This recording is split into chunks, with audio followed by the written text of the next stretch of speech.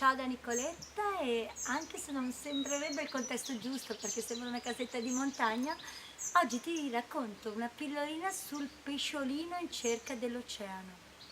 Ascolta, un pesciolino cercava l'oceano e chiedeva informazioni a chiunque incontrasse. Scusate, diceva, sto cercando l'oceano, sapete dirmi dove posso trovarlo? Ma pareva che nessuno lo sapesse. Il pesce più anziano e saggio gli rispose: certo che lo so dov'è l'oceano. Dove, dove? Chiese incuriosito con ansia il pesciolino. Ma non vedi, rispose il pesce anziano, l'oceano è qui, intorno a te. Ci stai nuotando dentro. La risposta non convinse il pesciolino. Questo non è l'oceano, è solo l'acqua, disse fra sé e nuotò in un'altra direzione alla ricerca di una diversa e più soddisfacente risposta. Cosa significa? A volte non ci si rende conto che quello che cerchiamo c'è già, ce l'abbiamo già, siamo già attorniati di tutto quello di cui abbiamo bisogno.